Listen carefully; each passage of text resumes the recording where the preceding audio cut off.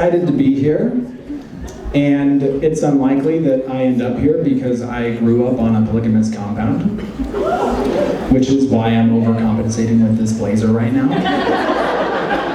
I call this look Mormon Polygamous Glow Up because I look really good, but you still can't see my elbows.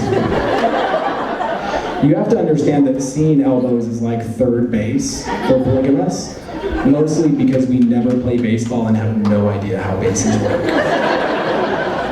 I've been to third base with 37 people today. I have a boner all the time. I just started wearing shorts like a year ago, and every time I flash my calves in public, I feel kind of like the Whore of Babylon. Sometimes I do perform with my porn elbows out, but usually you have to buy me dinner first. This lady over here is rolling up my sleeves with her eyes. Ma'am, I'm up here. But I get it. So I left the compound in 2007, which means, thank you, which means that I was released the same year as the iPhone, which I think is a hilarious coincidence because the iPhone was made by labor-trafficked children and I was a labor-trafficked child. And the real bummer was that I wasn't labor-trafficked to make anything awesome like the iPhone. I made granola. And one of the jobs that I had in my polygamous granola factory is that I would take these giant pans of granola and I would dump them into a metal bucket. And then I would reach in with my chapped polygamist hands and I would break them up into bite-sized pieces. And chapped polygamist hands is like the worst flavor of granola. And after we were done bagging up the granola, we would be left with this little powdery residue, kind of like a granola dirt. And that's what we would eat for breakfast. And so one day I was done working like a 6-hour shift, and I went home for breakfast. And when I scooped up my bowl of granola dirt, I heard a little chunk. And I looked inside and there was a giant chunk of granola in the granola dirt. And I was ecstatic, because I'd seen these things like bagged up and shipped off to rich people. But never had I partaken of the crunchy goodness. So I take my bowl, I go over to the table, I pour my milk, I scoop up my bowl, like I scoop up the chunk of granola and I shove it in my mouth. And it was cat shit. It was cat shit because some cat had found our bag of granola dirt and used it as litter, and I'd found the treasure. Which is how I learned that chapped polygamist hands is actually only the second worst flavor of granola. So if you've ever wondered what it's like to grow up polygamist, it's kind of like finding a chunk of granola in your granola dirt and then realizing that it was cat shit the entire time. Which is also kind of what it's like to grow up Mormon. Yeah, so I left in 2007, and it was actually pretty hard to leave in 2007 because you all were a lot more judgmental back then.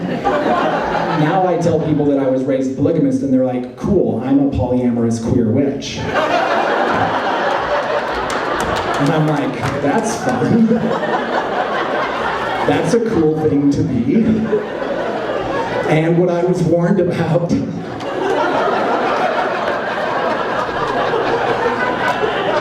When I left, they told me that the world would end if I went out and experienced wickedness. And I don't know if you guys have been paying attention to what's been happening in the world over the last 2 years, but I think I might have broke it. And I'm really sorry, you guys, but I just really wanted to try wickedness. And I have to tell you, it was totally worth it. Have you guys tried wickedness? It's the best. 10 out of 10 would recommend. I have been doing some really wicked things too. I have been French kissing. Have you guys heard of this? You get to use your tongue, and you don't have to get married first. I have been watching rated R movies, and if you watch the right ones, you can see boobies. Last Thanksgiving, I did something super wicked, and I had my very first pumpkin spice latte. You guys, wickedness is so delicious. It was like Thanksgiving came in my mouth.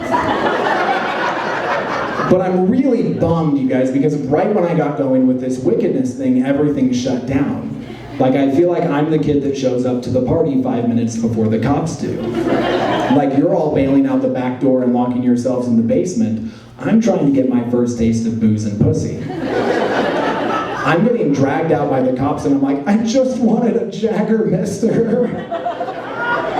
But it's been a hard couple of years. I know, like, some of you weren't raised in a doomsday polygamous cult and it shows. Like, I wasn't the one who bought up all the toilet paper. I know how to shit in the woods and use a stick.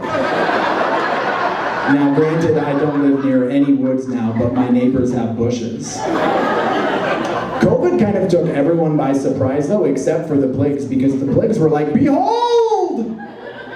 The abomination of desolation spoken of by Daniel the prophet is upon us.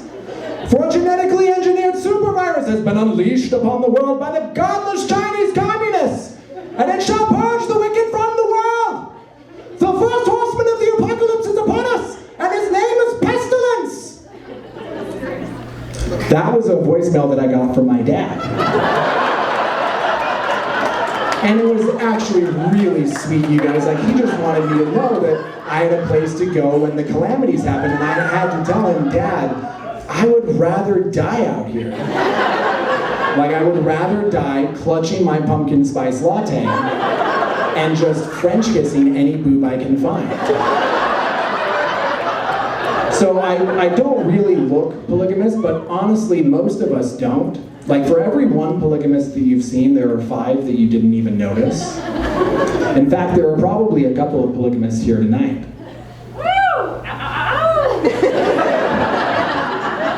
It actually could be you. The age difference is right.